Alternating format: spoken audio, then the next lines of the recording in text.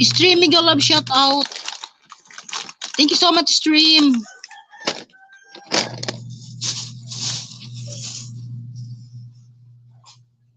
Thank you so much, stream. Thank you so much.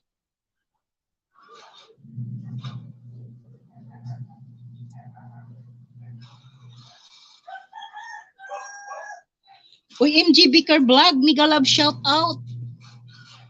Thank you so much, MG. Salamat. Stream, bigyan kita ng jacket.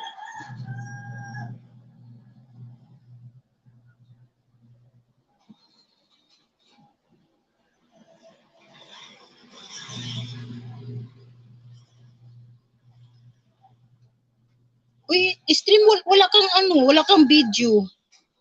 Stream, no video. Yung channel mo. Uy, stream, wala kang...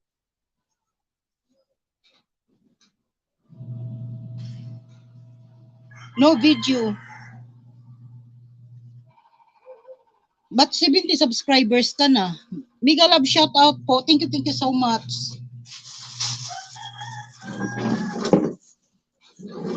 Nagayos lang ako ng aking pinamili. Ayan. Si stream, wala siyang ano, wala siyang video sa kanyang ano.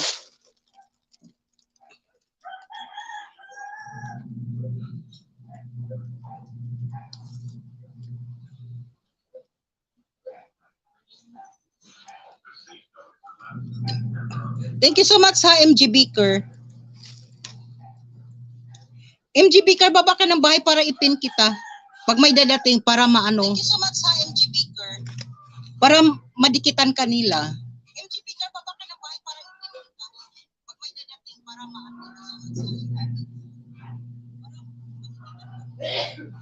Ayan. Thank you so much ha. Ayan na pinakita. Kuni-kuni each other, guys.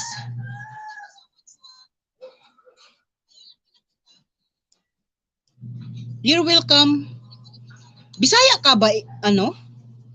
MG Beaker Vlog? Bisaya ka ba? Dito kasi ako ha, mamaya pa ako magpakita kasi nga namimili kasi ako sa aking gagawing pangluto.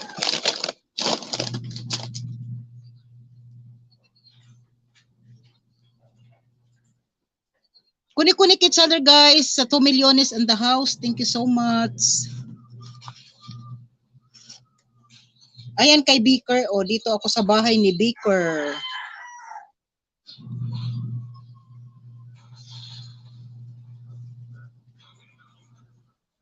O, 239 ka na pala, Beaker. Lumalaki-laki na din.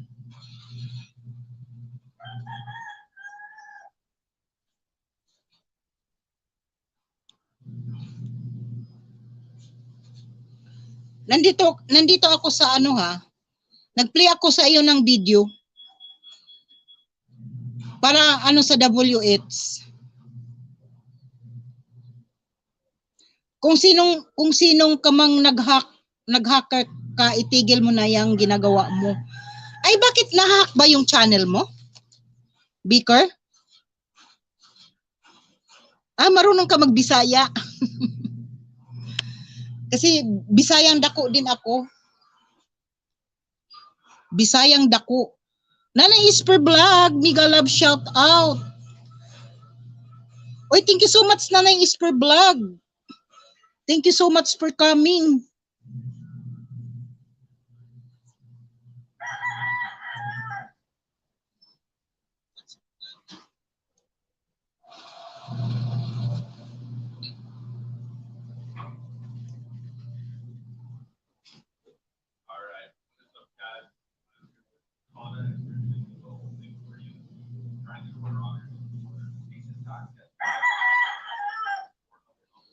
Mega love shout out po, Nanay Isper.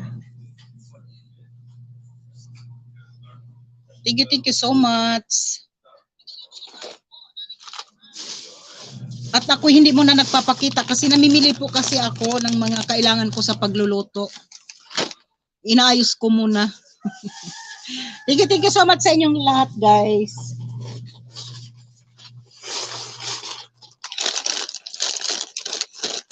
Medyo inaayos ko muna itong pinamimili ko. BF ko po, Ma'am Shi. Wow! Taga saan yung BF mo? MG Beaker. Bata ka pa, no? Ilang taon ka na? Pero marunong ka na magagawa ng tinapay.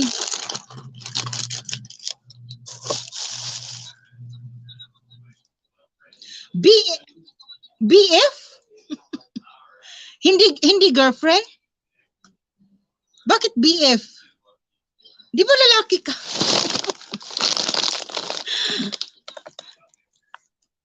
Oh, thank you so much, Nanay Isper Vlog. Thank you so much. Bakit? BF ko po. IFB po pala, hindi BF. Sorry. Ay, akala ko BF kasi lalaki ka eh. Talaga. Bakit marunong ka, sabi mo marunong ka ng konti magbisaya kasi yung BF mo, baka GF.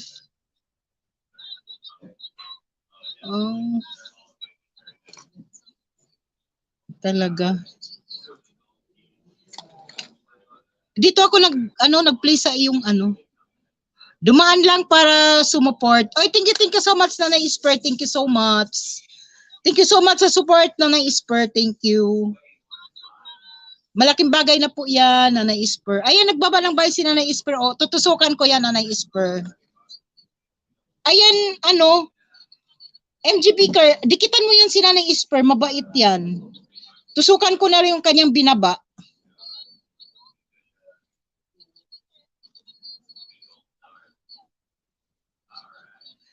Dikitan mo yan, nagla-live din yan lagi. O, Nanay Isper ha, tamsak, dikit.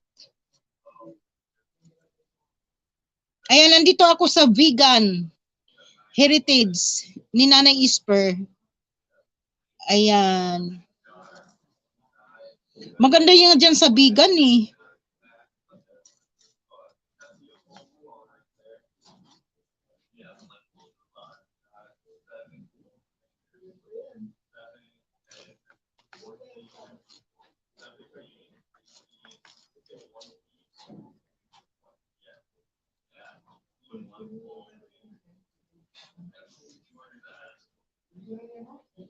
Ayan, thank you so much Nanay Isper, thank you.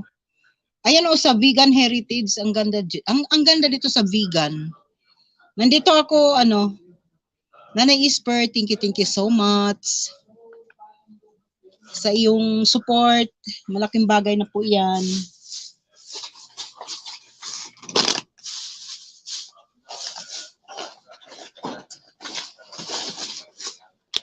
Wait lang po, Ma'am Shiha. Alis mo na ako. Saglit lang. Balik ako agad. Wait lang. Okay, no problem. Sige.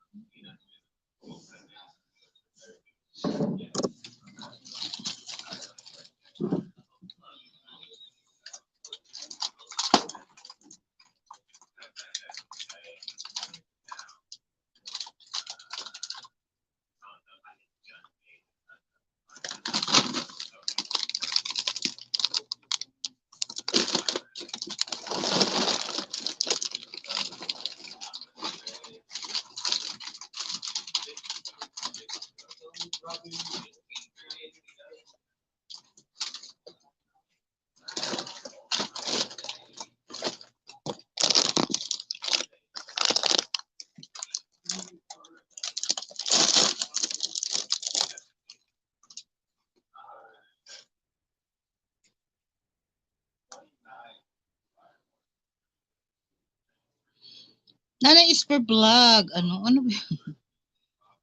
Po sa lahat, mga lalabs. Auto-comment po. Thank you so much, Nanay Isper. Thank you.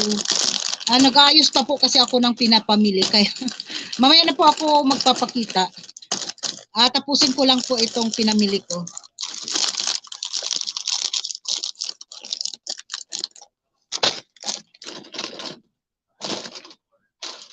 Thank you so much, guys.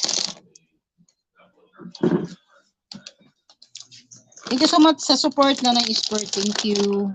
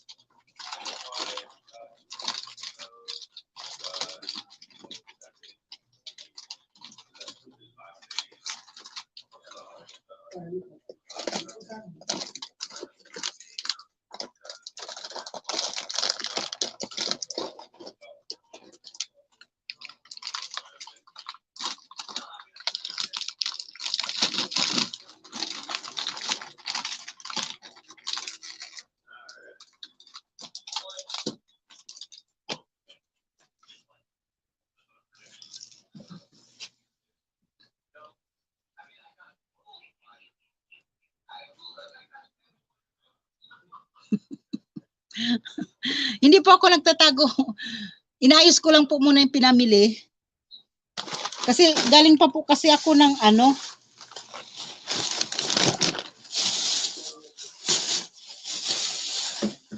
hindi ba?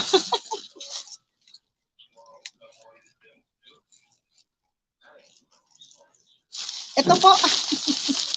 Namimili po kasi ako. Ayan, mamaya pa po kasi inaayos ko pa. Ayan. Ayan, habang po, medyo lang muna, tinatambay-tambay ko lang muna po. Kasi karating ko lang po. Ang dami kong kasing aayusin pa. Namimili.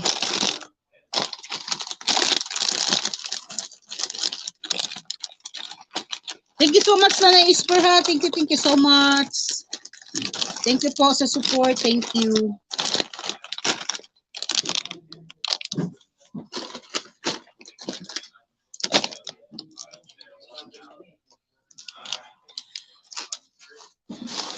May tindahan po kasi akong ukay-ukay, Nanay Isper. Glenn, sino to? Glenn Salvera Vlogs. Glenn Solvera Vlogs. I'm back, Ma'am Shi. Oy, thank you so much, Glenn. Iba na yung ni Glenn, ha.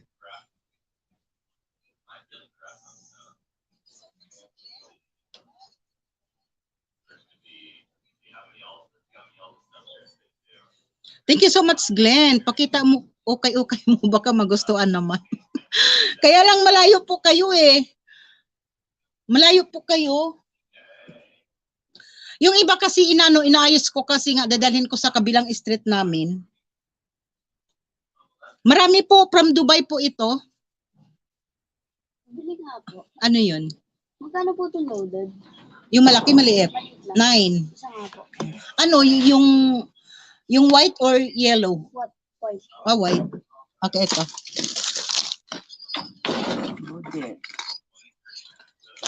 Saglit lang yung sokli. Ito.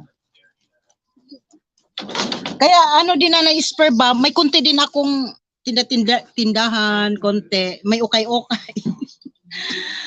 May ukay-ukay. Kasi dito po kasi sa YT Nanay Isper, kasi 'di ba? Hindi naman tayo kikita agad.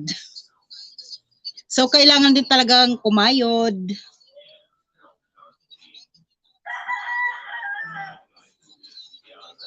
Ayan.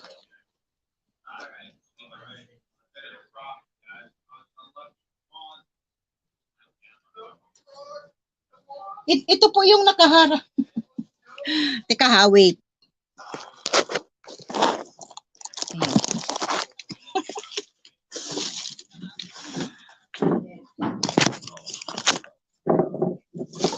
Ito po. Ito. Kita nyo? Kasi medyo madilim lang dito sa ano. Ayan. Tapos ito din po, marami dito. Ayan. Marami dyan. Kaya ayan. Kita nyo? Tapos dito naman, ito po yung mga dress. Kaya nga ito, dadalhin ko na po ito. Ito. Ito po yung mga dress po yan. Kasi kaya na naayos ko na. Ito yung mga short. Kaya nga ang dami ko pa oh. Ang dami ko pang liligpitin. Ayan.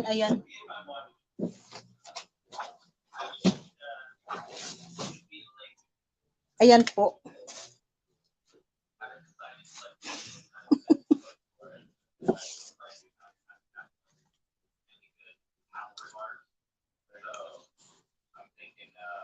Ayan.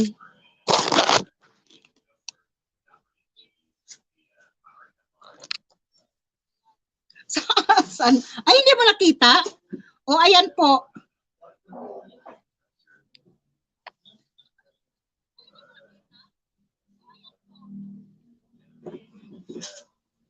From Dubai po ito, tapos, hindi mo nakita.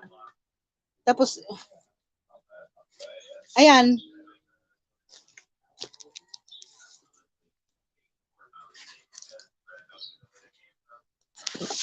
Dito po sa aking munting tindahan po. Malayo po ako. Malayo po ako. Dito ako sa Cavite.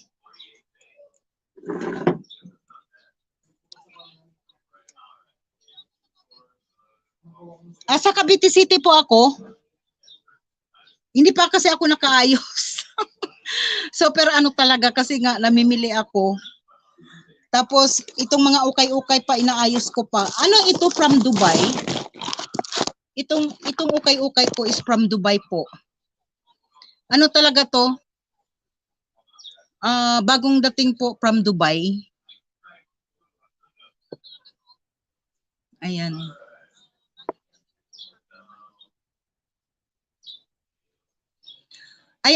Ayan, Glenn ha, dikitan mo si Nanay Isper.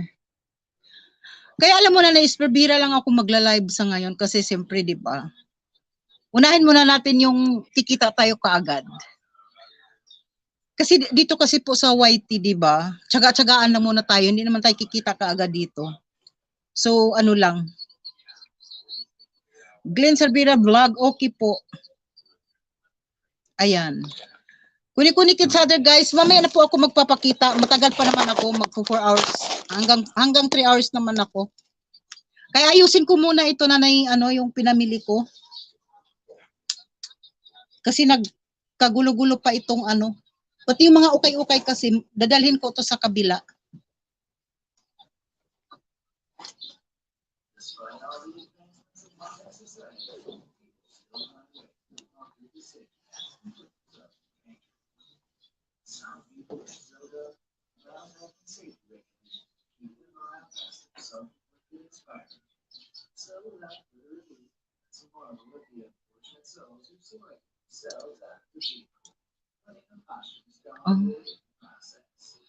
Bukas ako mag-live, Ma'am si Mandy Biason live ko today.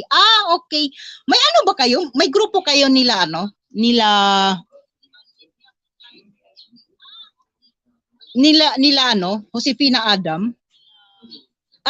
Mga group kayo ano po? Kasi may group kayo? Yun sila si Nanay Josefa. Viva Mega Love shout out po. Sino to si Viva?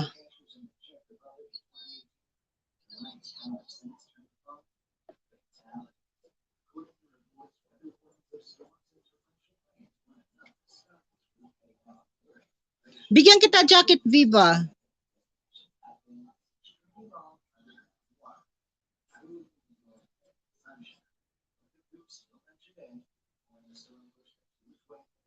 O ayan si Viva may ano oh. Viva, dito ako sa bahay mo, Viva. Shout out host. Thank you so much for coming. Mega love shout out. Dito ako sa house mo, Viva. Bigyan kita jacket.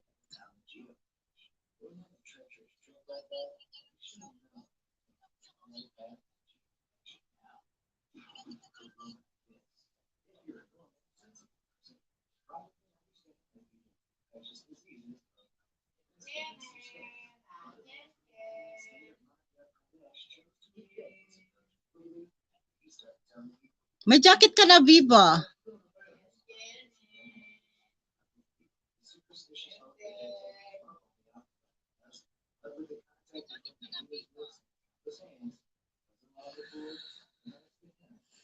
Ay, bago pa pala yan na-monetize si Mandy? Kasi po ano, di ba lagi yan kay ano, kay Ma'am Josefina Adam? Yan si Mandy po. Lagi ko kasi naririnig. Ikaw pa palang natulong. Ayan si Nanay Isper on, nagbaba po ng bahay. Thank you, thank you.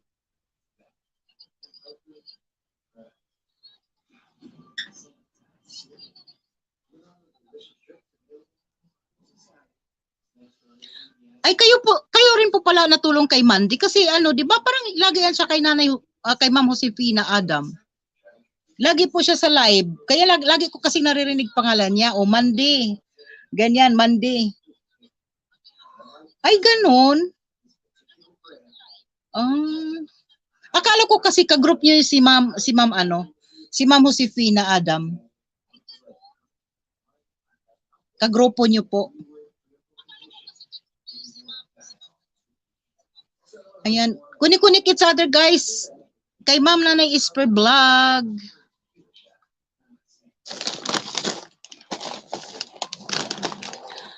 Marami po kasi akong gawa. Tingnan niyo po, lahat ng live niya from the start. Ako po nandoon.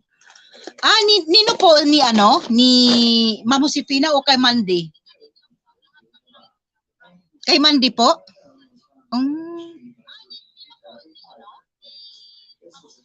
Akala ko po si Ma'am Josefina ang nag-ano diyan kasi lagi naman siya kay Ma'am Josefina. Si Mandy. Sabi, Mandy, ganyan. Yung laging nami-mention po kasi yung pangalan ni Mandy ni Ma'am Josefina. Adam. Nasa akin. Sa akin nagmula si Mandy. Ay, ganun po ba? Kasi akala ko talaga kay Ma'am Josefina. Kay Ma'am Josefina po kasi nga, 'di ba? Kasi parang close kasi sila. Yung sabi ko, ang bait naman to ni Mandy. Yung laging kasi ang mini-mention kasi ni Ma'am Josefina, si Mandy lagi. Mandy, ganun, Mandy. Ayan. Okay. Ayan na nga po. Sa iyo pala galing.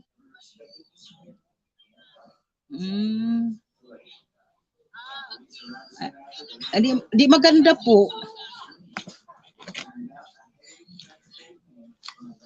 Nandito pa ako sa house mo ha, Nanay Isper Vlog. Nandito ako.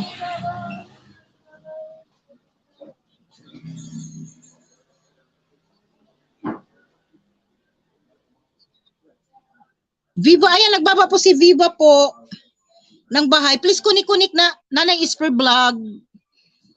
Viva, thank you so much. Thank you so much.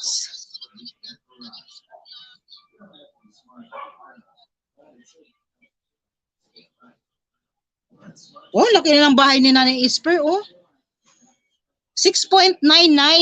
Wow, congratulations po. Alam mo ako talaga, hindi talaga ako makagraduate sa 3K. Laging lagas. Malapit-lapit na rin ako mag 3K. Sana nga, yan ang dinadasal ko po talaga. Na makagraduate man lang ako sa 3K. Puntahan ko si Viva. Viva, please connect na ng Isper Vlog.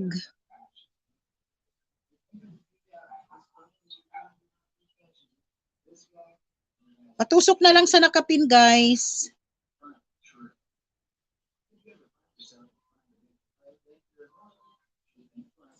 Ah, sa ano to oh? Low Travel Vlogs. Peaceport, Iloilo, pasyalan sa tabing dagat. O, nandito ako kay Viva. Ayan, kay Viva.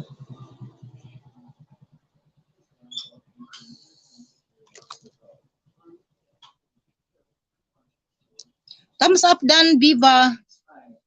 Nandito ako sa house mo, Viva.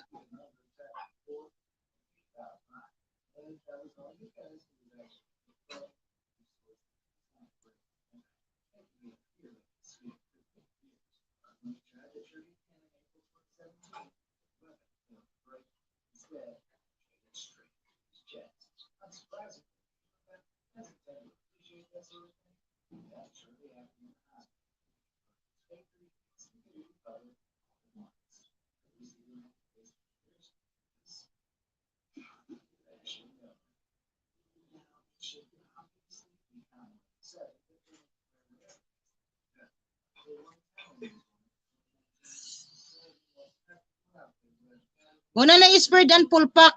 Jumardi. Mega love shout out. Si Jumardi. Ayan, di kita nakita Viva ha. Di kita nakita Viva. Please kunik-kunik the one I pin guys. Nanay Isper Vlog. Thank you so much.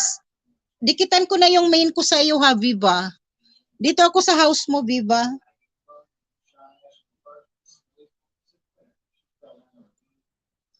Sa yung Fishport, Iloilo.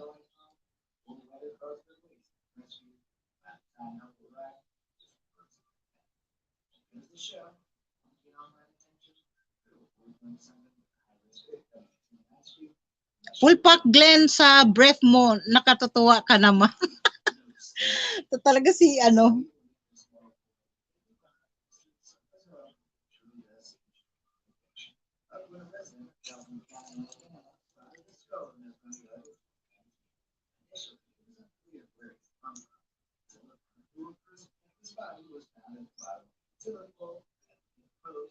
Si Jumardi, mega love shout out Jumardi. Na na-isper mega love shout out sabi ni Jumardi. Ni Jumardi. Ayan. Glenn, thank you so much Glenn ha. Thank you so much.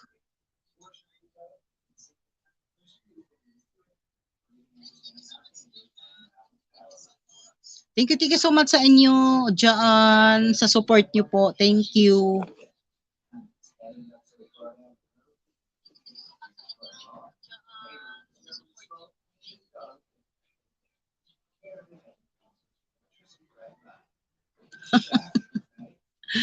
Glenn, try mong pumunta sa live ko at mag-stay ka lang. Wow. Ayan, Glenn, nagla-live din yan si ano, si Nanay Isper Vlog. Oo, laging nagla-live yan. Pwede ka rin makipagdikitan doon sa kanila. Oo. Ayan, mabait yan si Nanay Isper Vlog. Dikit na din ako dyan sa kanya, matagal na. Thank you so much sa 5 milyones in the house. Thank you so much po. Kay Glenn sa Vera Vlog. Jumardi, ay nagbaba po ng bay si Jumardi. Please kunik-kunik it's other guys kay ano, Nanay Isper Vlog. Si Viva. Siguro dikit na kayo lahat guys, no? Palitan na muna kita Nanay Isper ha. Kay Viva. Ayan. Please kunik-kunik it's other guys. Ayan. Mamaya pa po ako mag-ayuda. Sinusulat ko na lang yung name nyo. Kasi yung isang CP ko ay ginagamit pa ng aking anak. May konti po. Yan, thank you so much Nanay Esper Vlog ha. Thank you so much sa support Nanay Esper Vlog. Thank you. Basta puntahan nyo yan si ano, si Nanay Esper Vlog. Talagang nagla-live po yan. Oh, ito na. YouTube? Ito na.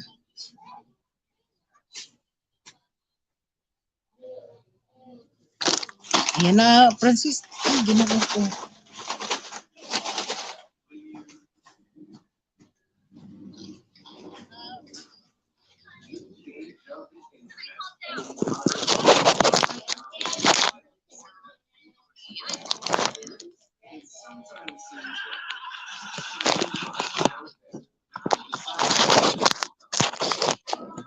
Ayan yung aking mga ukay-ukay.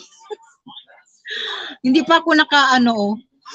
Sobrang busy-busy. Min lang po ang mahala ninyo sa akin, main ko po kasi ang dinedikit ko. O yan. Ayan, mga main yan kay Nanay Isper Vlog.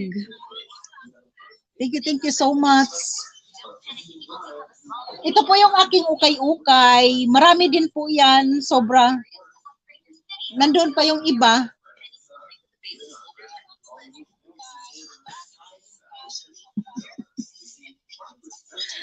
Wala pang ligo.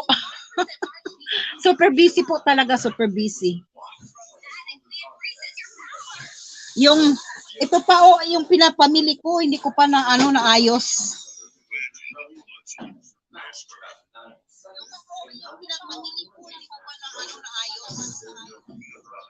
Dito pa ako nanay-express sa Tracy Martires. Tracy Martires ako. Dito pa ako nanay-express sa Tracy Martires. Ano po kasi ako, sa Tracy Martires po ako. Nag-ano rin po kasi ako, nagluluto po ako ng empanada. Basta yung mga orders, kaya namimili po kasi ako. Basta lahat po, mga ulam. Nandito po ako sa aking munting tindahan. Yung tindahan ng maliit. At least, kahit pa paano po, may kita man lang araw-araw. Yes, kasi kailangan po eh.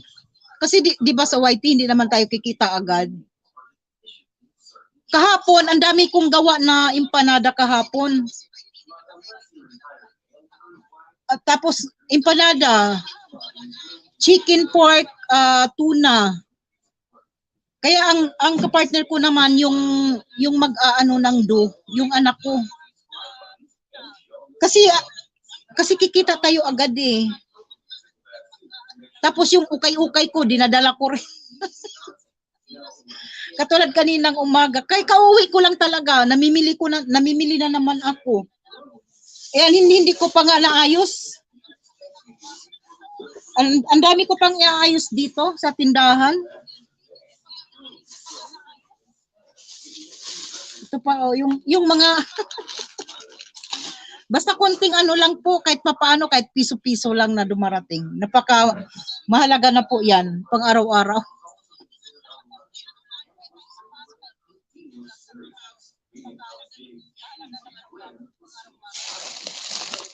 Oo, awa naman ni Lord, marami namang order. Ang dami po talagang order. Kaya katulong ko yung aking mga anak. Diyan po ako dati nag-aaral, Ma'am Si, sa Tracy Martires. Talaga? Saan ka ba na sa Tracy? Sa amin kasi subdivision to. Uy! Hello! Family! Mega love shout out! Wow! Hello family! Thank you so much! Family, thank you! How are you? How are you, my friend? Alam mo yan si family? Very supportive yan. Nanay-isper, dikitan mo nga yan. Sis, Thailander yan siya. Very, very supportive yan. Family, drop your link. Drop your link.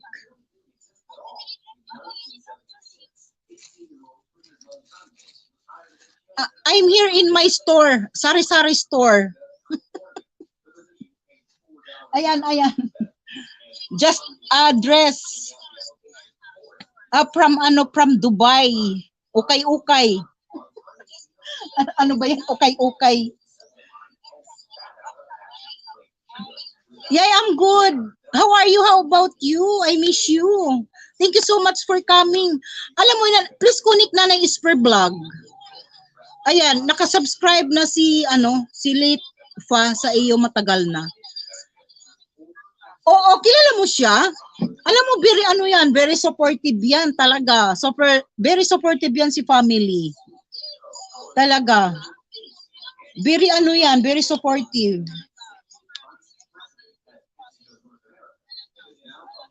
Si Late Fa sa'yo, matagal na. Kilala mo pala kasi siya si Fa. Si family pa. Ayan. How are you, my friend? Because you know, I'm just from store. Glenn. Ay, sa Hugo Perez ka pala, Glenn. Ay, ganun.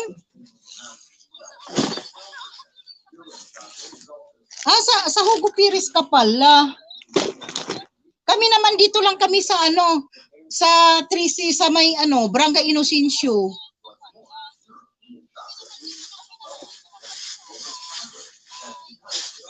Sa kami, sa Barangay Inocencio.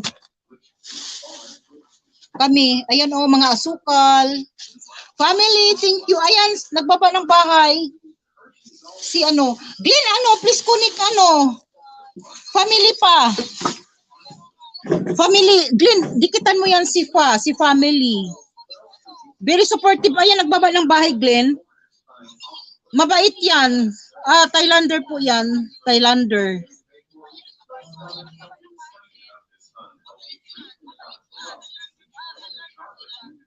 Yes, I miss you too. Very very supportive yan, Glenn, si Pa. Ayan nagbaba siya ng bahay.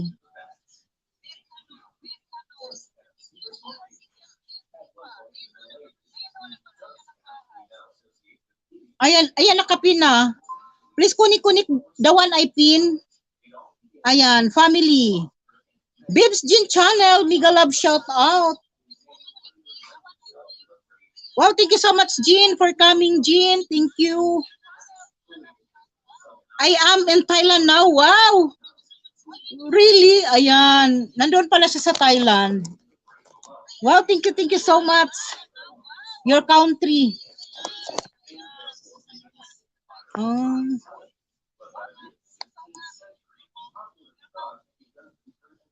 Well, thank you so much. Bibjin Channel, thank you so much for coming. Please kunik the one I pin, family.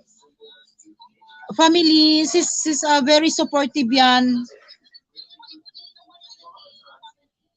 Yan, please kunik each other, guys.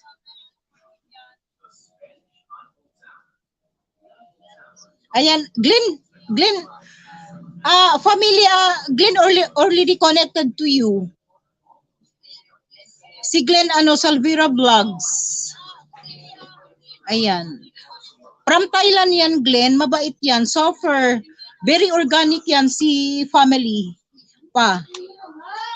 Si family pa. I'm here in my small sari-sari store. Pa. In my sari-sari store. Small sari-sari store. Ayan. Bibs Jean Channel dan sa nakapin. Family pa, Bibs already connected to you. Bibs Jean Channel. Baba ka ng bahay, Bibs Jean, para dikitan ka ni Pa. Ayan.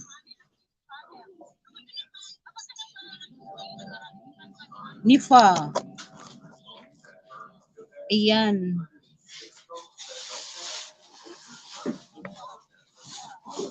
Ang aking pinapamili. I am very busy. Yeah. Dance Corner, mega love shout out. Please kunik the one I pin, family pa. Thank you so much, guys. So 5 million is in the house.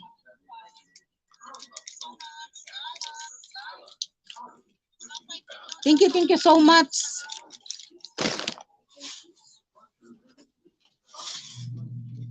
Ayan. Ang aking pinapamili, I have my... Ayan, Dance Corner. Nagbaba po ng bahay si Dance Corner. Kunik each other, guys.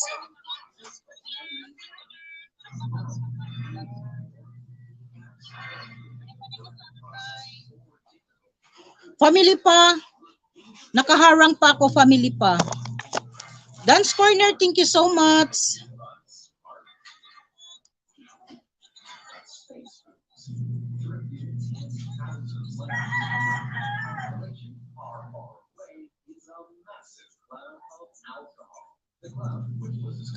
Dance Corner, dito ako. Family pa, dito ako, family pa. Bibs dance, sabi ni family.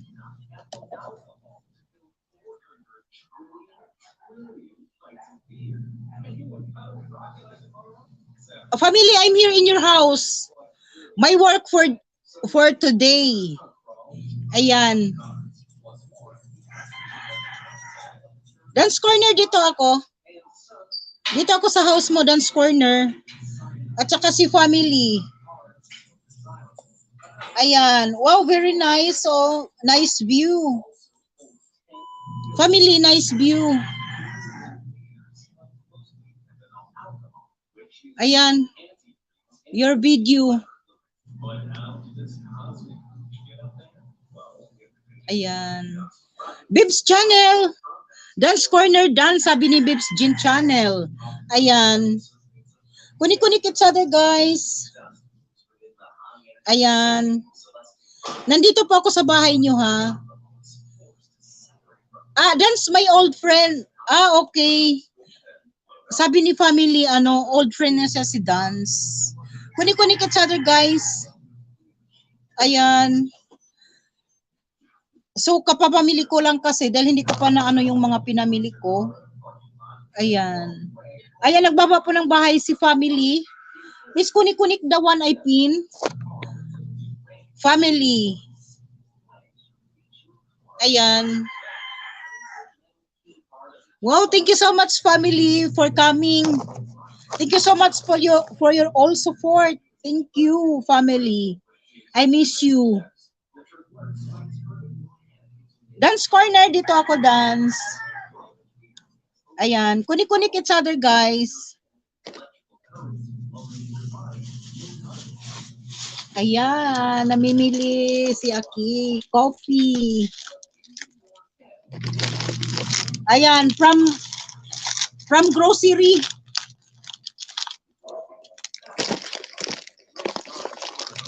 Ayan, kunik-kunik each other, guys, sa 4 Milliones in the house. Thank you so much for coming.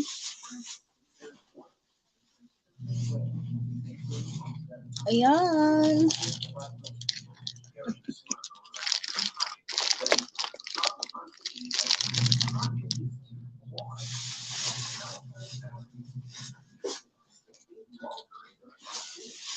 Smilo.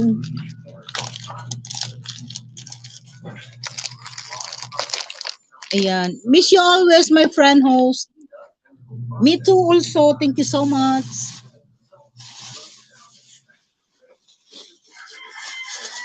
I'm very busy, family pa.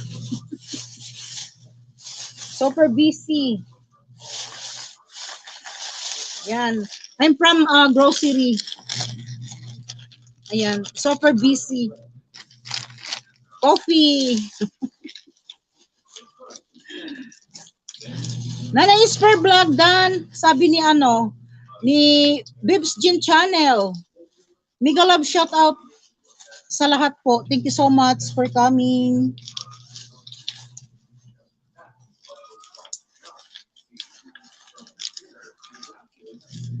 Thank you so much. Ayan, si Nanay Isper, nandyan lang yan. Kunik-kunik each other, guys, sa 4 Milliones in the house. Giovanni, mega love shout out. Wow, thank you so much. Hi, Sir Giovanni. How are you?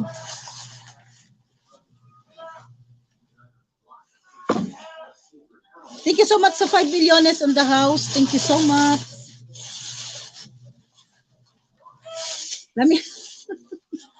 Namimili kasi ako, yung mga dalata.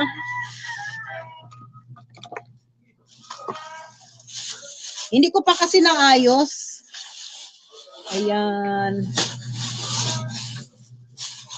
So, marami pa po kasi akong, ang aking munting Very small sari-sari store. Very small.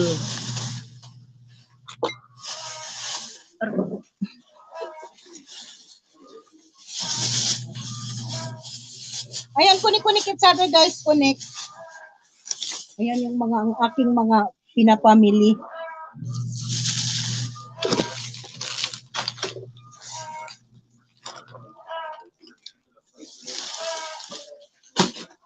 Sir Giovanni, thank you.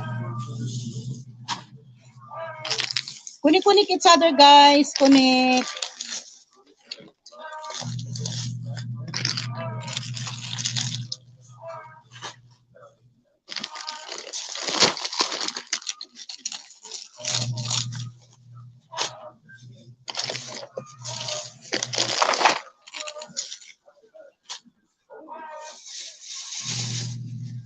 Giovanni Migalab, shout out. Thank you so much for coming.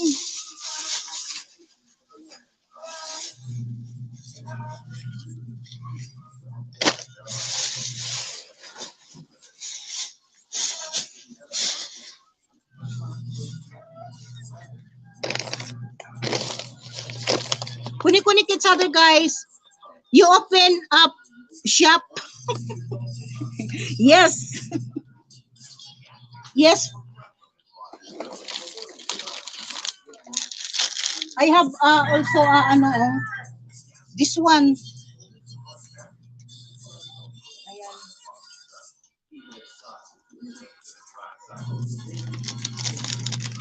And also groceries.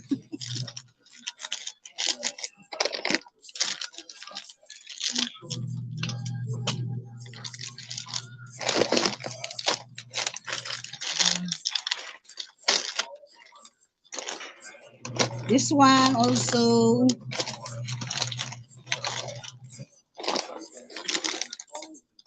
Ayan. Giovanni, thank you so much.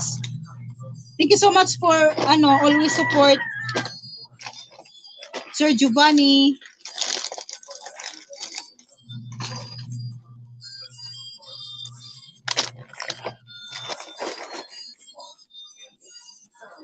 Ayan. Kunik-kunik each other guys. Bib channel.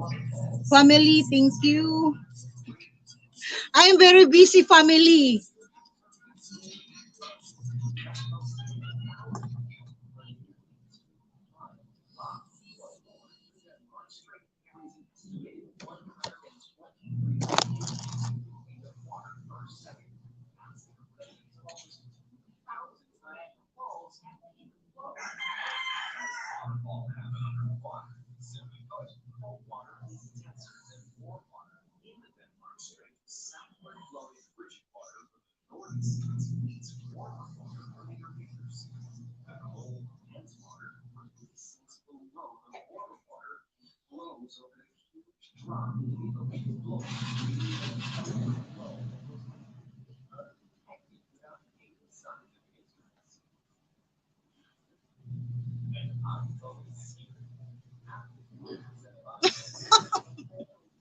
How much one dato puti? Talaga Sir Giovanni ah. Ay.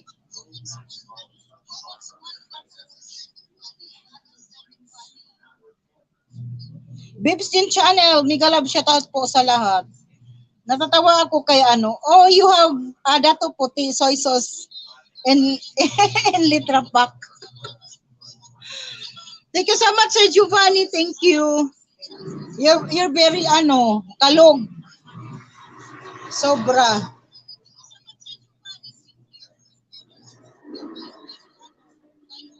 Can I make a purchase online?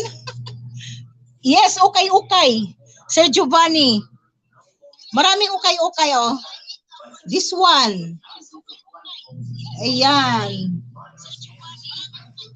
Ayan. Marami. Ayan, pantalon. Siguro kasya sa iyo yan, Sir Giovanni. Mga pantalon. O baka gusto mang magpalda. Ayan, Sir Giovanni. Very lang. Very cheap. Ayan. Pantalon.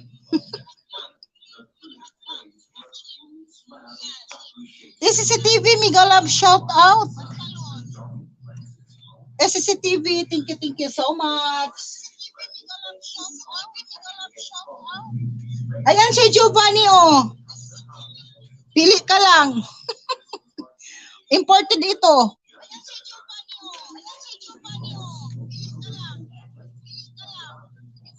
Ayan. Ayan, magaganda ito, Sir Giovanni. SCTV, thank you so much. Please kunik-kunik the one I pin, guys. Family pa.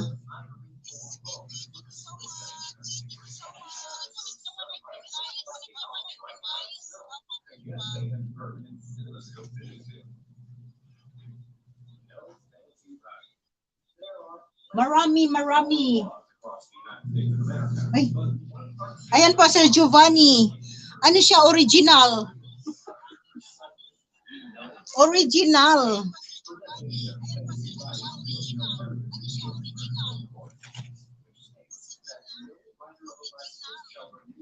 Mega love shout out to CCTV. Thank you so much. Ayan. Please kunik-kunik the one I pin, guys. Kunik-kunik the one I pin.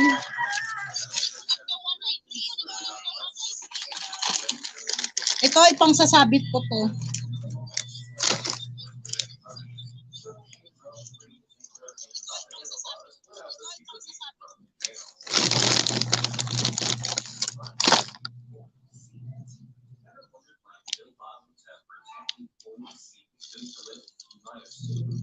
CCTV, dito ako sa house mo. Ayan. Kunik-kunik each other, guys, sa 5 milyones in the house. Thank you so much. Sa 5 milyones in the house.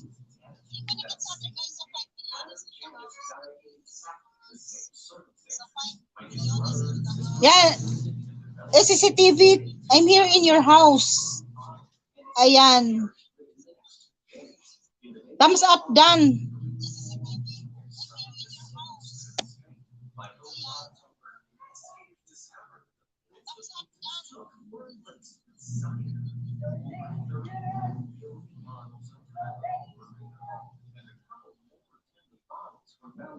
Ayan, full support. Kita ba? Kita ba?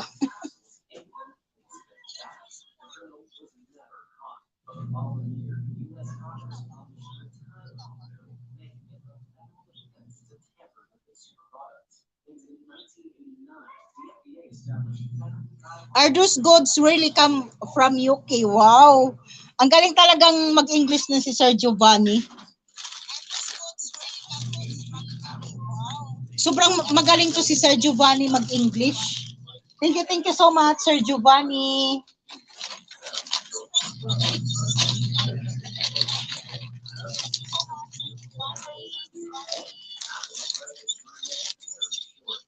Ano ko muna ha? Kaayos ko muna ang aking mga pang-araw-araw.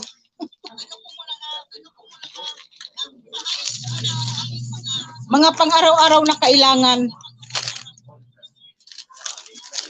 Kailangan kumayod. Coffee.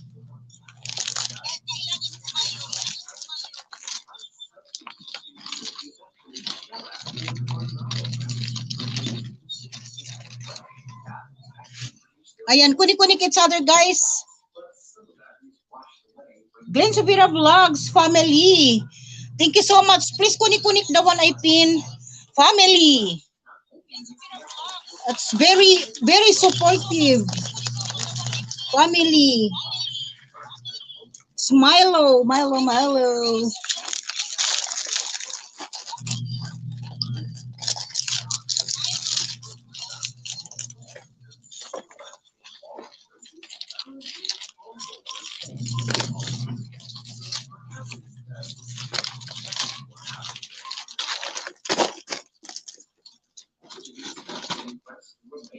I have also a Coke. This one. Ayan.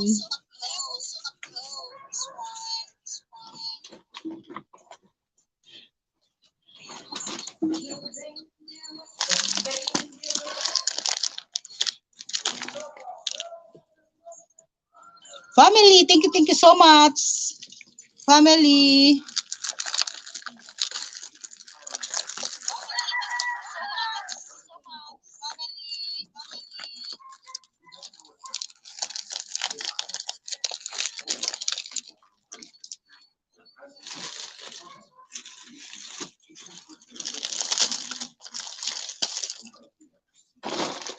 Connect each other, guys. Connect. Please connect the one I pin. Family.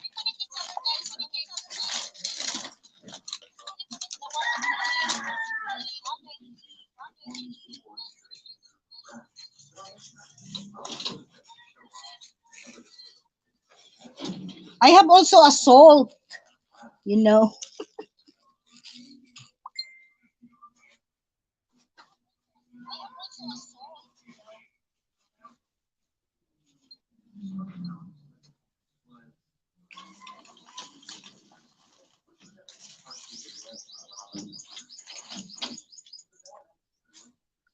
Hello. Dami mong foreigner na bisita. Alokin mo lang ako ng paninda. Talaga to Sir Giovanni, oh. Dami mong foreigner na bisita. Alokin mo ako ng paninda. Thank you so much. Oh, ito na lang, munggo. Oh, munggo na lang, munggo. Magluto ka ng munggo. Ito.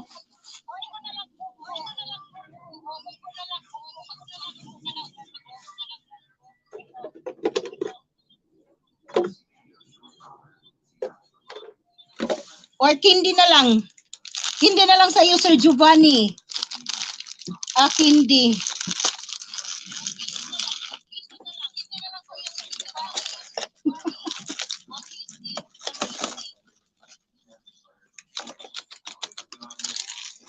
Hindi.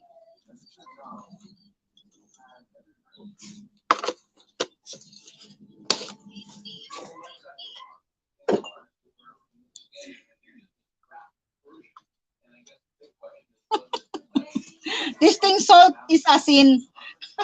Thank you so much, Sir Giovanni. Thank you. Thank you so much.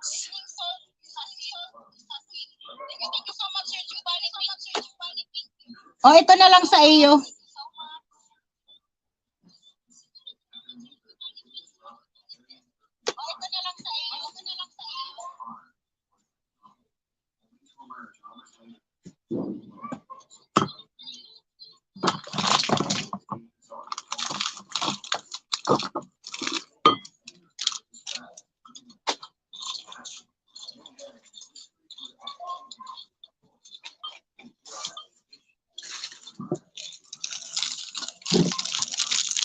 Ayan.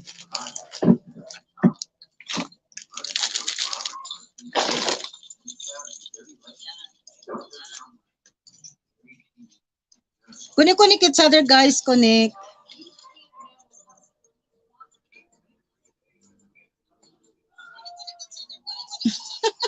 Foreigner. Talaga to si Sir Giovanni. Foreigner.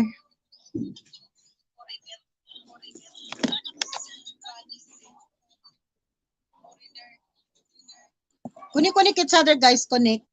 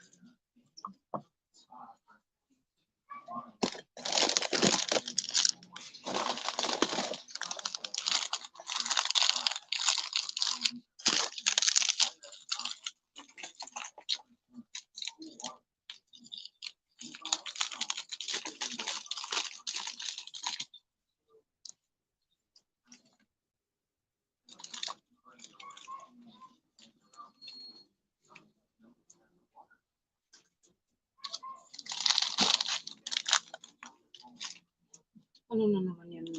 Nalaglag. Okay na. Pasaway ka pala. Nalaglag yan, ma.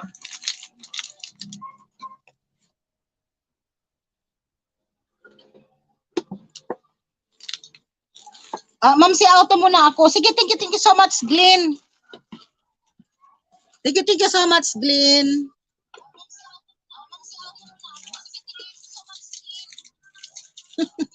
Kompleto may clothes at dry goods, sabi ni ano. Okay, thank you so much, Glenn, ha, for coming. Thank you.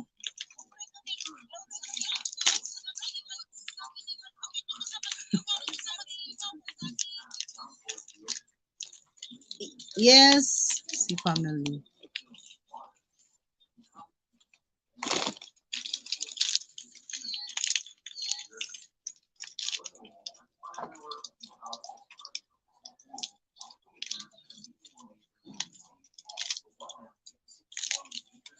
Ayan, thank you so much, Sir Giovanni, ha.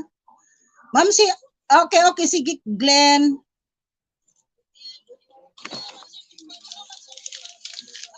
Thank you so much.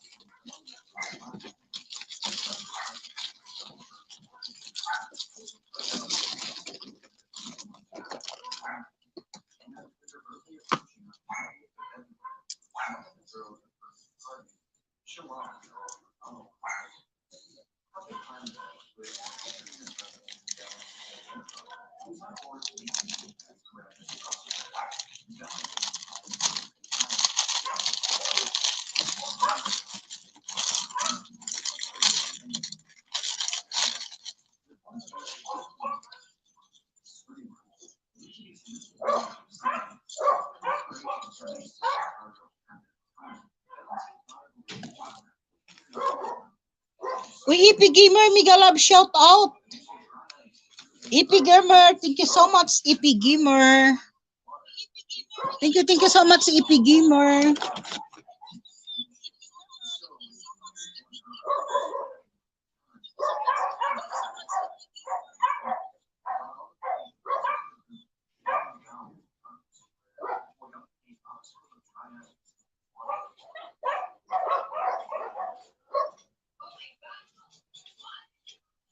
Ipigimar dito ako sa bahay mo. Ito. Ano yan? Ano nga po? Dalawang loaded. Maliit, malaki. Maliit lang. Anong kulay? Yung white po.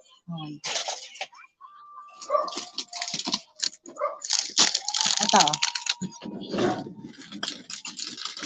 Magkano po? 9. Six po yung sukli. Ano yung sukli? Ito na lang po. 18. Ano? Ito na lang. Ah, sige.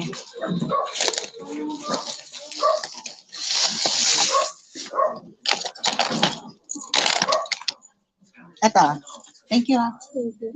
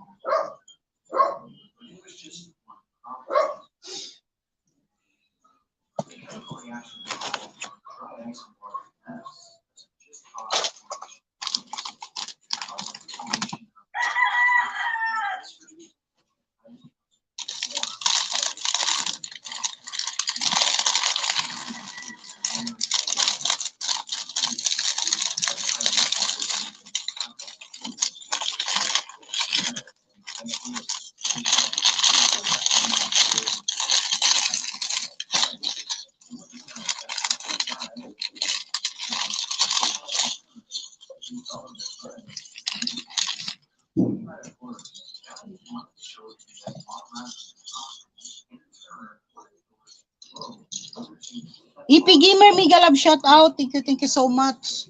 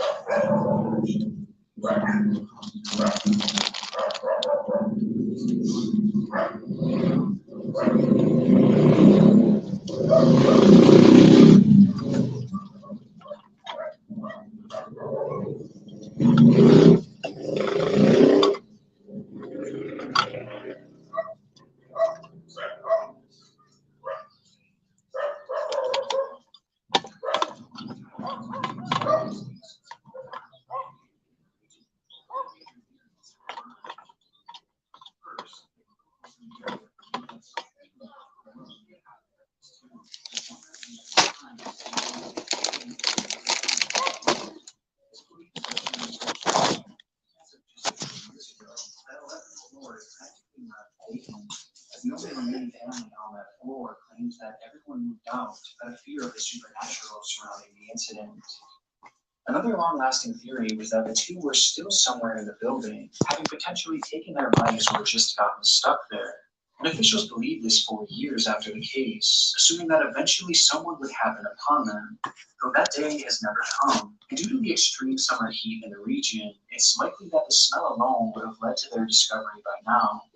Which brings us to our third theory, that somehow the two had actually managed to leave the building without detection. Due to the camera positioning in the hotel, this seems rather unlikely, but some claim that there is a specific route that potentially could have provided just enough cover for them to avoid all the cameras. But this would have had to have been precise and seemingly deliberate. What makes this so strange, though, is that Leo apparently had limited to no knowledge of this building beforehand, begging the question how she could navigate in such an efficient manner, or why she would want to for that matter.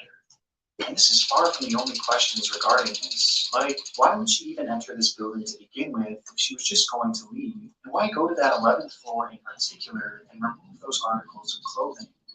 And maybe most importantly of all, if she had somehow snuck around those cameras, how had she or her child never been seen again? Nothing about this case makes any sense, and honestly, what happened to these two at this point is anyone's guess, as this is practically all the information available on their disappearance. Since then, there have been no sightings, no use of their health insurance, no use of their bank accounts, and their daughter's records show that she has never been enrolled to another school. It's almost as if they evaporated into that cold night air. part of me hopes that this was all an attempt to build a abusive relationship, that somehow this was all just a distraction, to escape and started moving, which makes me as a supposed friend if they were going to Hello, babes. Ayudahan kita, babes. how they managed to sneak out of there in the first place. But things of that nature are easier said than done. And I can't help but get a sinking feeling that they are no longer with us. As surely at some point, some trace of them would have appeared by now. But unfortunately, an absolute conclusion is something that perhaps we may never get. And instead, we're simply left with this chilling video, which is undoubtedly one of YouTube's darkest.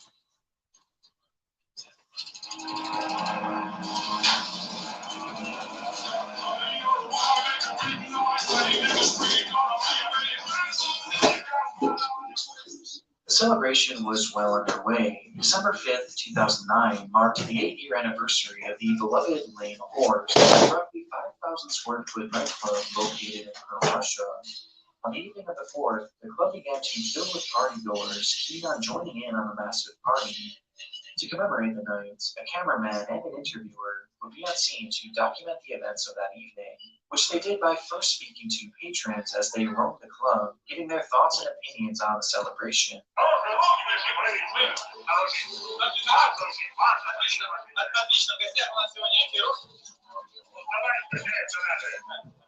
The night all seemed to be in good fun, and it was only just beginning for most, with the party set to go all throughout the night. And as the recording continues, it's clear that the club had big plans to bring in this new year. Following the interviews, the footage shows us a view of the dance floor, which was occupied by a group of performers. Ayan, connect each other, guys, connect. Oh, very hot na dito sa Philippines. Whose job was to keep the party alive.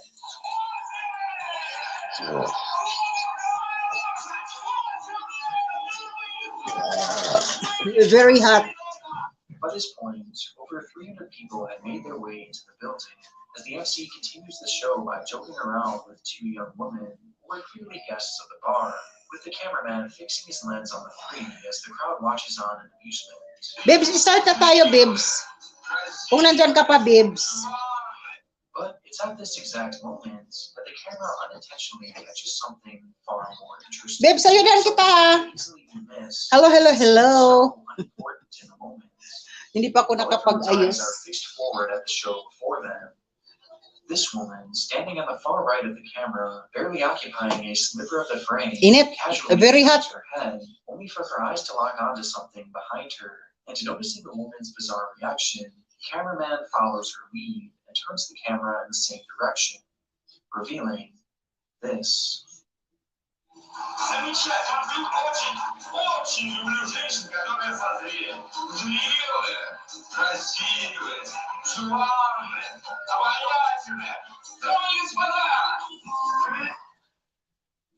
Unbeknownst to pretty much everyone in the club at that time, a spark from the show's pyrotechnics had made contact with the club's ceiling, which was covered in decorative twigs for the party, and within a split second, a fire would erupt.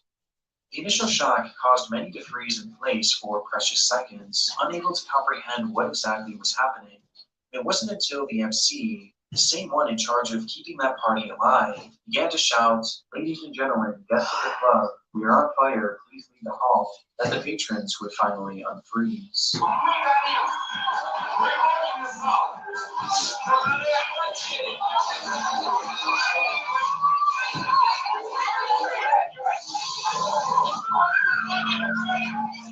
Following this announcement, the crowd flew into a panic, desperately making their way to the exit, which is where the first fatal issue arose. The club supposedly had two exits, one through the front door and the other located behind the stage. However, that second exit had no signs indicating where it was, meaning that practically no one in the room knew that it was even there. Because of this, most of the patrons began pushing towards that one main exit. Upon making his way into the hallway, the cameraman reveals the exit and, in turn, another devastating issue. In order to control the crowd going into the venue, Babes, meron na pa akong idikit sa'yo, the babes. front entrance was locked, meaning that this One thumbs up, dikit na lang, babes, ha? Kung nandyan ka pa, babes.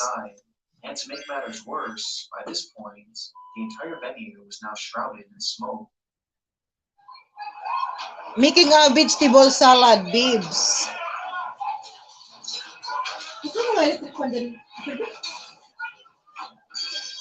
As so many people were attempting to evade the festival exit, they Init. were stuck, causing a logjam and in turn, a human crush. The more people Oh, babes, may idikit pa ko sa'yo, babes. Kung nandyan ka pa, babes. Meanwhile, those still trapped on the dance floor were left hopelessly lost in that 338 ka, babes. within a mob of people Ayan. rushing towards that exit, the camera suddenly goes dark before shutting off.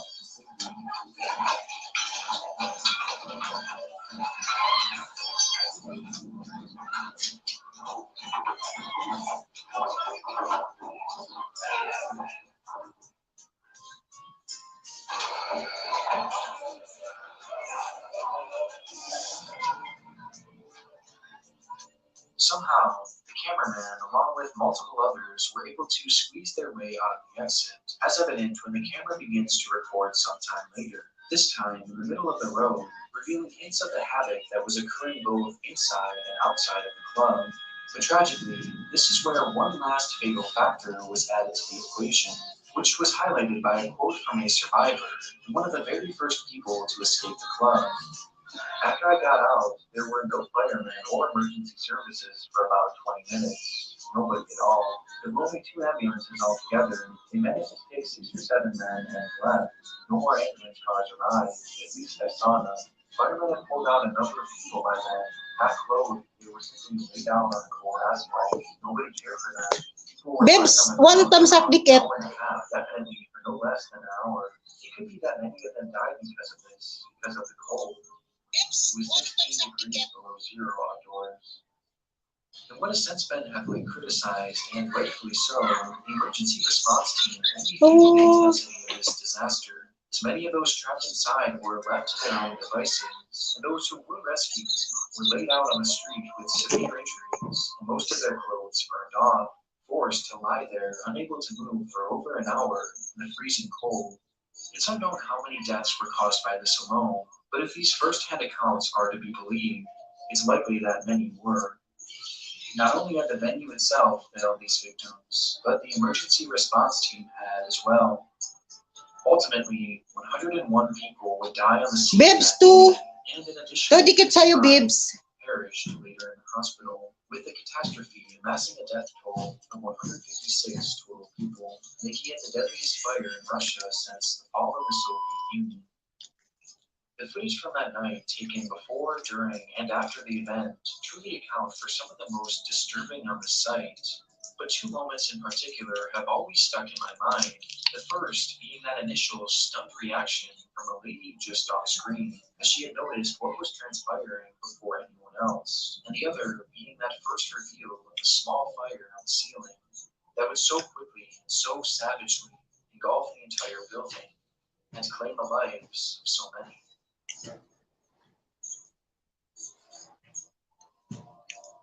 I wanted to briefly mention that I have brand new Patreon tiers, and now for just $3 a month, you can view my content early, along with some other cool exclusive benefits. And for possibly the last time, I want to thank my Gold tier and God tier patrons: Alexander Duran, America's Grumpy Uncle, Biznacker, Bray, Karen S., Charles Roble, Deadly Pants, Donovan Aaron, Game Gamer, Ivo the Evil, Jake Parsons, JB Fun, Catherine Ross, Lacey, Lady Killer, Mark PH, Martin S., Max, Sam Letby, Suralis, Skelly, Subto Micro, Tom Felter Jr., and Lane Sun Comics.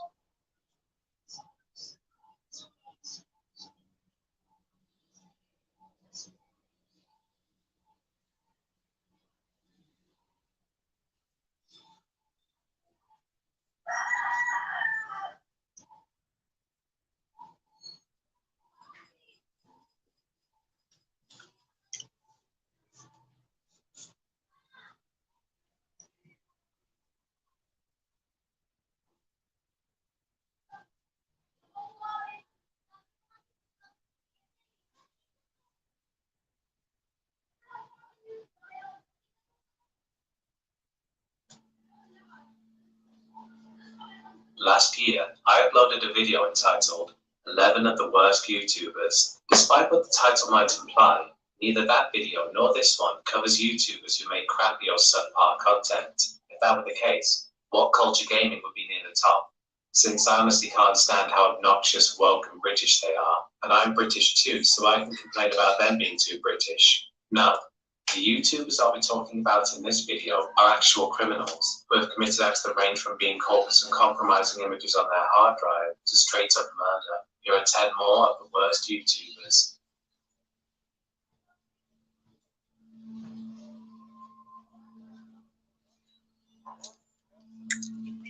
Thaddeus McMichael, more well known by his YouTube handle, MadThad0890, was a user well known for being very open about his status as a weeaboo, regularly talking about it on social media. He was also infamous for his strange behavior regarding a character from the anime School Days named Kotonoha Katsura, who he viewed as his waifu, and even made a separate Facebook account for her, where he would post comments as Kotonoha expressing her love for him. It also got a little weirder than that, with him marking Kotonoha's birthday by making her a cake. Happy birthday to you. Happy birthday to you. Happy birthday, Kotonoha. Happy birthday to you. Love the kills, Kotonoha.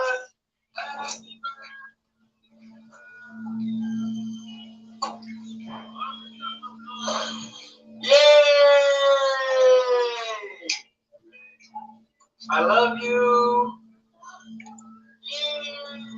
I hope you have a good birthday today.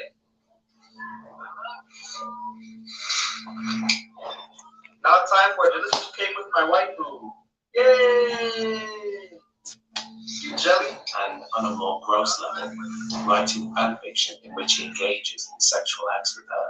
This is certainly odd behavior, but at the very least, his hobby wasn't hurting anyone. Unfortunately, Thaddeus had a much more disturbing and highly illegal hobby that would eventually come to light. From what I've been able to find, the first indication of what kind of man Thaddeus was came in a post he made complaining about Chris Hansen and his TV series To Catch a Predator. In the post, he called Chris a cockblocker for tricking these men into believing that they were meeting with a minor, when in reality, they were there to be caught on camera. As you can see, he wasn't happy about Chris stopping these men from preying on minors. He made several other posts on his Facebook account, saying that CP isn't wrong because, quote, sometimes they want it, and various other disgusting statements. This caught the eye of one of his Facebook friends, and they reported Thaddeus to the police. It didn't take long for Thaddeus to be investigated by the FBI, at which point he claimed the Facebook post that he'd been reported for were just jokes. The FBI did not believe him, and later found between 300 to 350 CB images and videos on his hard drive, leading to his arrest in March 2012. He was released after posting bail, with the condition that he must wear an ankle monitor and not use the internet until his bail was up. Only 3 days later, he posted this tweet: "I'm back, missing my waifu. Stupid feds didn't even find my backup hard drive." Needless to say, he was arrested again following this, and since he outright admitted that he had a backup hard drive, there was no chance of him avoiding jail time. He entered into a plea bargain where he would serve 5 to 25 years in prison. He was sent to prison on July 18, 2013, and was released exactly 5 years later, on July 18, 2018. It would seem he was prohibited from uploading to his YouTube channel for quite some time after his release, as he didn't begin uploading again until 2021. The only people really watching his videos appear to be trolls leaving comments calling him a legend. Obviously a joke, but Thaddeus seems to think they're being honest. I suppose one can say Thaddeus isn't really a danger to anyone now, as his activity online is almost certainly always being monitored by the authorities. But there's no denying that as a convicted sex offender, he's certainly a questionable YouTuber, and here's hoping he's never allowed many children ever again.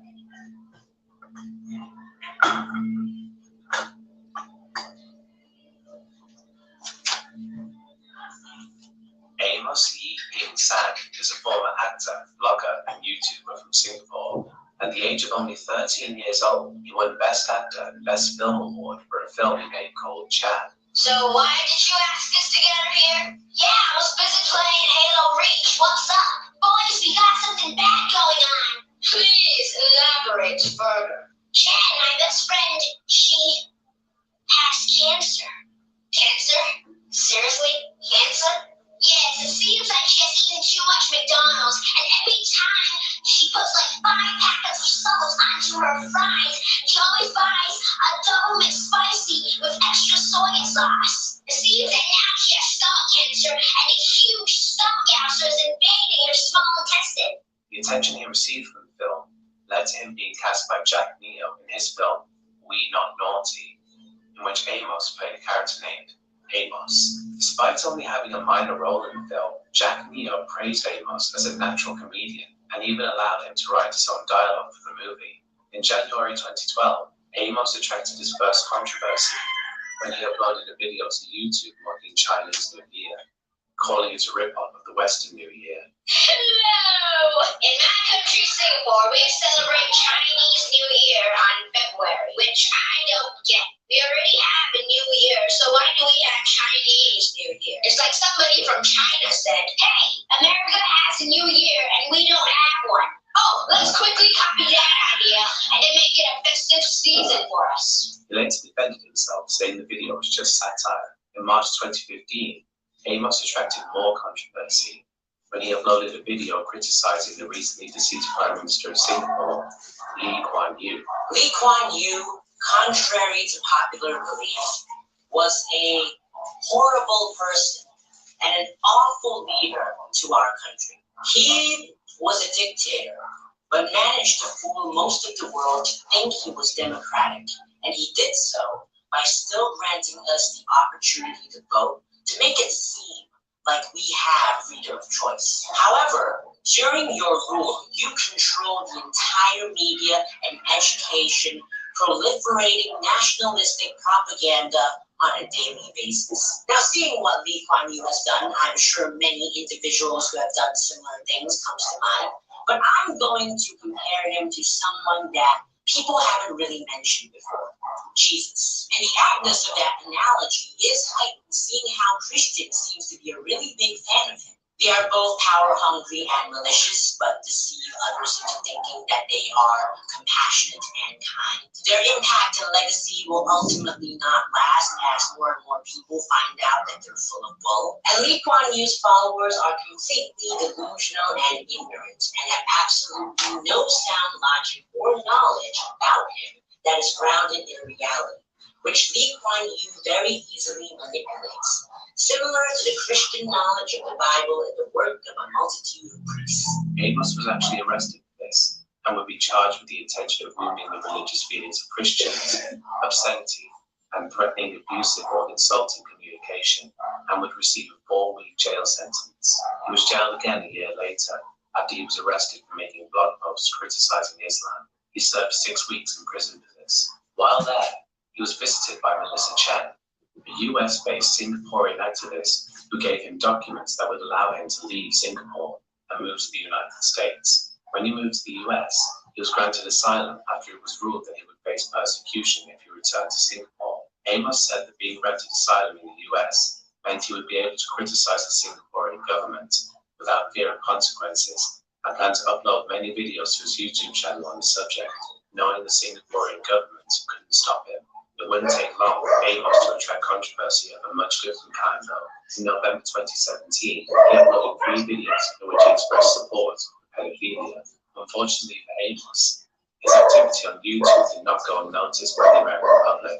Harvard University cancelled a talk that Amos was supposed to give. He also found himself uninvited from other events he was due to speak at, and as such, was not getting paid. This resulted in him attempting to get his Facebook followers to donate to him, as he said he did not want to get a job. Over the next year, Amos continued to face controversy due to his quite frankly disturbing content, with his channel being completely demonetized in 2018 after the Toy Industry Association complained that advertisements, obviously aimed at children, had been appearing on his videos. A month later, his YouTube channel was terminated for violating the site's terms of service. Patreon followed suit 2 months later and banned him from their site as well. In December of that same year, his Facebook, Twitter, and WordPress accounts were also shut down. By this point, it was clear that the internet was basically trying to get rid of him, since no social media site wanted someone like him operating on their own. Despite all of this, after a 9-month hiatus in 2019, he stated in September of that year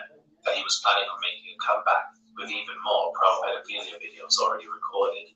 At this point, it seemed that Amos Yee almost relished in his newfound infamy and could easily have been seen as a troll who just wanted to get a rise out of people with his outrageous views. However, in 2020, it would be revealed that Amos had been engaging in the very acts he had been shown to support for. In October 2020, it was reported that he had been arrested on charges of soliciting CP from a 14-year-old girl. The thousands of messages between the two revealed that the girl had told Amos many times that she was underage. She had contacted a group that hunted pedophiles, which led to his arrest soon after. He originally pleaded not guilty to the charges, but later changed his plea to guilty in 2021, after accepting a plea deal that would see him sentenced to 6 years in prison, though he'll apparently be eligible for parole in 2023. There's a good chance that he'll be deported to Singapore upon his release. While many people there showed support for him during his time in jail when he was a teenager, it seems highly unlikely that his imprisonment will be protested if the Singaporean government decides to jail him once again.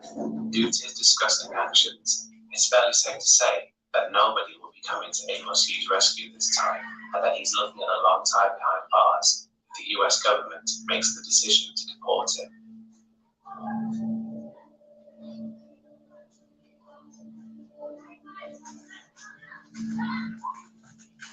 It turns out Austin Jones was not the first musical YouTuber to use his fame to take advantage of his young female fan base. Michael Lombardo was an American musician and YouTuber who made his name on the site uploading piano-based rock songs that he'd written himself. He'd also occasionally post tutorials, personal updates, and even music videos. Having gained a name for himself in the fairly early days of YouTube, he caught the attention of DTBA Records, and through them, he released his first studio album, Songs for a New Day, in 2010. He would continue recording over the next year, including a live album he recorded at a coffee shop in Philadelphia. As you can probably guess, Mike was not as big of a star as Austin Jones, and he never toured extensively, rarely played to large crowds, and also didn't get invited to World Tour like Austin. His channel also wasn't what you'd call big at 20,000 subscribers. While that's certainly not a small number, he wasn't a big name on YouTube as a whole. Nevertheless, he still had a dedicated fan base, mostly made up of teenage girls, and it's obviously here that we come to his downfall. In December 2011, the FBI raided Mike's home after they had received word from the University of Boston student that Mike, who at that point was 23 years old, had arranged a New Year's Eve meeting with a 15-year-old girl who was planning to travel from her Indiana home to meet him. When the FBI interviewed the girl in question, she told them that she and Mike had exchanged photos with each other, and upon searching her phone, they found numerous nude photos of him. Other teenage girls came forward with information on their interactions with Mike, with one of them saying he had performed an obscene act on a webcam and tried to get her to do the same. FBI agents seized 4 computers, Mike's cell phone, a Motorola tablet, and a variety of hard drives and other storage devices from his home.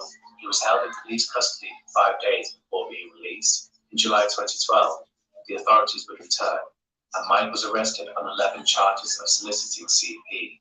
Mike's defense was saying that his victims happily obliged when he asked them for images, as if that made things better. He also claimed that the reason he did what he did is because he had no friends, and so depended on online friendships. An online conversation between Mike and a 16-year-old girl in 2010 showed him telling her to delete the chat logs, saying, quote, "That's like 5 years in federal prison and sex offender registration," showing he was fully aware that he was breaking the law. The prosecution was pushing him to spend a maximum of 20 years behind bars. This was reduced to 5 years after a plea bargain with the FBI.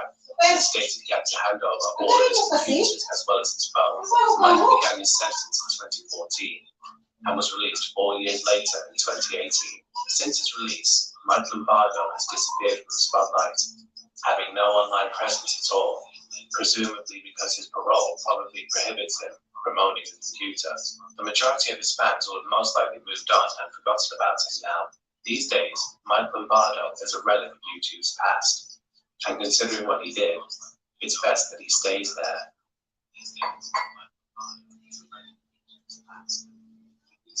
Tagalin mo kasi ito, pero ang daming tahi.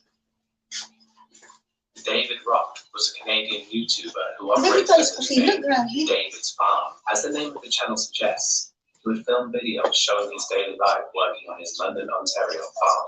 He would also post more outlandish stunt-style videos from time to time. which definitely helped him gain attention in the early days of YouTube, to the point where he was actually one of the most popular YouTubers in Canada at the time. This was especially impressive when you remember that he was much older than the big stars at the time, such as Shane Dawson, Smosh, and Fred. So a YouTuber who appeared to be in his late 40s, gaining a following on the site that was, and more or less still is, dominated by teens and people in their early 20s, was certainly unexpected. His channel grew fast and became highly profitable for him. At one point, he apparently was making anywhere from $11,000 to $16,000 a month from his videos. Of course, like all famous YouTubers, he became curious as to what David had been doing prior to his fame on the internet, and naturally began searching for information. Unfortunately, what they found in 2010 would be far more disturbing than what they had been expecting.